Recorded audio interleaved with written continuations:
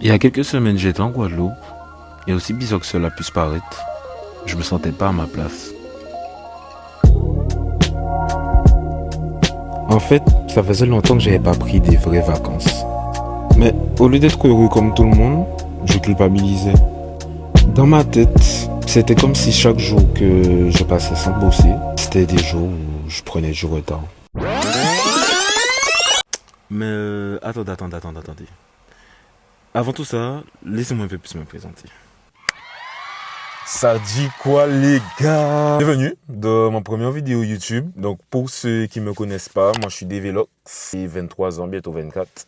Et je suis locticien. Donc en fait cette chaîne elle a pour but de vous partager du coup mon quotidien. Je vais faire quelques concepts, montrer les galères de mon travail, mais aussi montrer les bons moments, comment je m'organise. J'ai longtemps hésité à lancer cette chaîne parce que en soi je me disais que c'est pas forcément utile pour moi d'avoir une chaîne YouTube.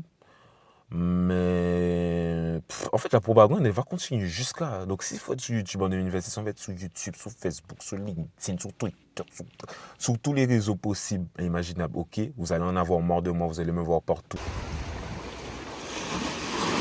C'est une caméra, ça? Ouais. Ah ouais?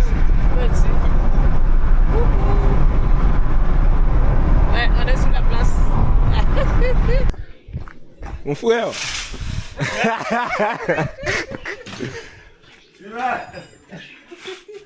Olha ça, Timar. Olha ça. Yeah, hoje tu olha, maman, Timar. Se eu bem café, você me der lá, ça va faire ouais. J'ai bien fait, Maman, moi. maman, tiens, man. J'aurais fait moi plusieurs fois. J'ai de la fois, tu fais autres livres. Maman, tiens. Attends, tout ça, c'est moi, alors. Timar, arrive au Guadeloupe, Timar. Du plein bit à faire, Guadeloupe, c'est là, Timar. Ça va? Tu es content de me voir? Fais coucou? Fais coucou? Achei une caméra. C'est caméra. Ah, mais du coup, je vois ce que tu fais. C'est pour YouTube. Je vais mettre sur YouTube après. Ah, il faut. Comme ça, on peut faire comme ça, mode selfie. Ouais. Où tu frère? On peint la boulangerie. Et puis, on va tomber là.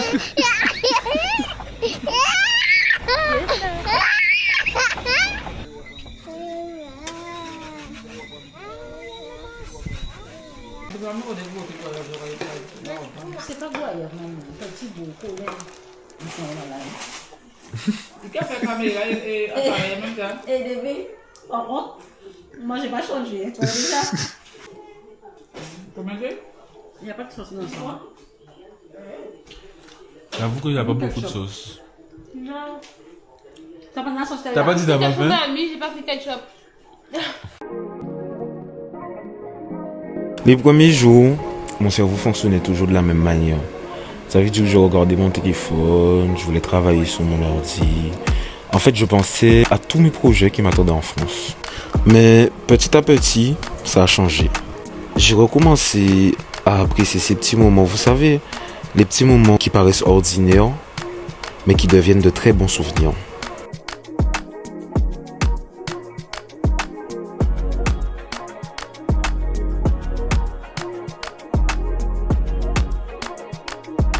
Et même quand je coiffais là-bas, c'était même pas du travail, c'était des échanges et des histoires à raconter plus tard. Et c'est là que je me suis rappelé pourquoi j'avais commencé. J'avais fait un départ avant, et du coup je pense que je devais être en première. Et je me rappelle à cette époque, j'avais pas forcément les sous pour aller me faire coiffer, tout ça. Et c'était la daronne qui payait, des fois elle voulait pas payer. D'ailleurs elle voulait même pas que j'ai des locks, mais bref. Je me rappelle un soir, je voulais aller au carnaval. Et mais je pouvais pas aller, et ma tête était trop en chien, je pouvais pas aller comme ça. Et je me rappelle, j'avais une pote à l'époque, elle avait des locks, et je savais qu'elle se coiffait toute seule. Je lui dis, ouais, avant le carnaval, viens chez moi, coiffe-moi de ça. Elle me dit, Davy, va sur YouTube, tape comment tourner les locks, et fais. J'étais déterminé, j'ai tapé, j'ai cherché une vidéo, tac, j'ai regardé. J'ai fait, je me rappelle à l'époque, j'avais juste fait devant, histoire d'être propre, tout ça, j'étais parti. J'ai pris en fait cette habitude de me coiffer seul. Dès que j'avais des potes qui étaient loxés, je leur disais, ouais, j'étais chaud, viens, je te coiffe. Il y a même je lui ai fait un départ, je me rappelle, je savais même pas faire de crochet. J'ai regardé un tuto, j'étais sur YouTube, j'ai dit, viens, je te fais ton départ, je lui ai fait son départ. En faisant des mouvements de rotation. Genre des mouvements de... J'ai fait une longue pause, j'ai pas coiffé pendant longtemps. Du coup, j'ai repris là, quand je suis revenu en France à 3 ans. Et j'ai décidé d'en faire mon métier. Et franchement, je pense que c'est l'une des meilleures décisions que j'ai prises jusqu'à maintenant. Au début, j'avais peur de ne pas forcément avoir de clients, de pas savoir gérer. Et en fait, ça s'est bien passé, hein. Je me rappelle, ma mère, elle voulait pas, parce que, en fait, j'avais déjà eu un peu cette idée de devenir l'opticien. Et je me rappelle, j'avais discuté avec ma mère, je lui avais dit que je voulais faire mon CAP coiffure. Mais sauf que je sortais du lycée. Je sortais du lycée. Elle m'a dit, mais tu vas faire ton CAP coiffure ou que CAP, c'est niveau 3e, tu sors du lycée, va faire un BTS, va faire un truc. Au final, j'ai fait un BTS, j'ai même pas fini l'année parce que ça me plaisait pas. J'ai perdu des années de ma vie, j'ai fait un métier. En vrai, ça me plaisait, mais bon, c'est pas comme mon métier de maintenant. Mon métier de maintenant, je l'adore. Au final, j'ai perdu du temps, mais je me dis que c'est comme ça que ça devait se passer. Ça s'est passé comme ça. Et regardez-moi, aujourd'hui, je vous fais une vidéo YouTube. Il y en a beaucoup parmi vous, vous m'avez connu à l'époque où je coiffais dans mon salon. Dès que je touchais mon argent, en fait, de mon salaire, de mon travail à l'époque, j'investissais dans tout ce qui était bac à shampoing, casque sèche-cheveux, produits. Dès que j'allais dehors et tout, je voyais des gens déloxés, je leur disais voilà, je coiffe, je donnais des cartes et tout. Je faisais même des promotions. Et au final, ça a payé. J'ai beaucoup posté, ça m'a ramené des clients. J'ai vraiment consacré en fait cette période à me perfectionner. J'hésitais pas à faire toutes sortes de prestations, donc shampoing, reprise crochet, doublage, retwist. J'essayais de faire des coiffures qui me faisaient un peu sortir de ma zone de confort. Et franchement, je suis reconnaissant de cette période. On se retrouve avec le Cause, le Kev. Là, il va m'accompagner. On va découvrir ensemble les produits d'Afoka. Je vous laisse avec la suite de la vidéo.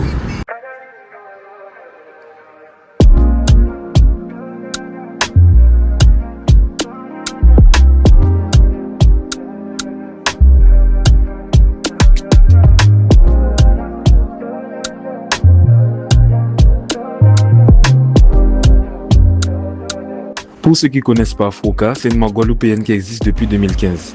Ils proposent des produits naturels pour la peau et pour les cheveux texturés. Ce que je trouve intéressant chez eux, c'est qu'ils ont basé tout leur univers sur le savoir-faire et les traditions de la Caraïbe.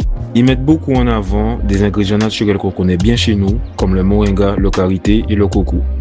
Ce sont des ingrédients connus pour leurs bienfaits sur les cheveux. Donc forcément, en tant que Guadeloupéen et en travaillant moi-même avec les cheveux texturés, cette identité caribéenne, et notamment guadeloupéenne, c'est quelque chose qui me parle beaucoup. Leurs soins sont 100% safe. Ils sont sans sel, sans sulfate, pas de silicone, pas de kératine synthétique et sans huile minérale. Cette année, j'ai eu la chance de vivre quelque chose de particulier. Mon anniversaire est tombé le même jour que la fête des mères. Donc c'était pas seulement une date sur le calendrier, c'était un moment que je pouvais partager avec ceux qui comptent le plus pour moi.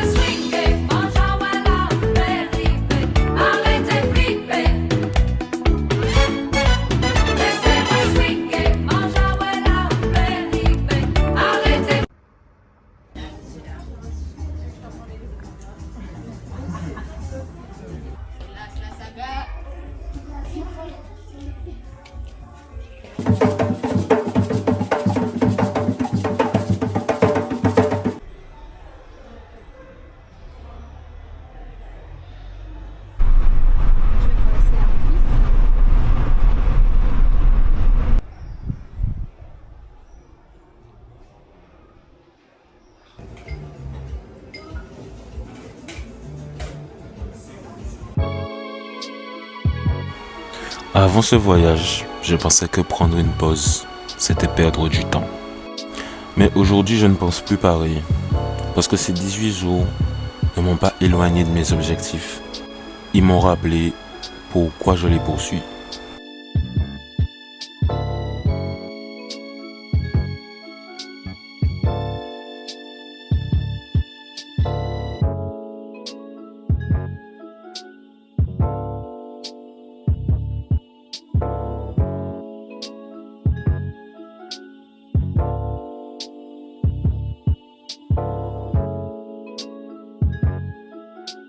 Profiter du moment présent, ce n'est pas sacrifier son futur, c'est simplement refuser de sacrifier son présent.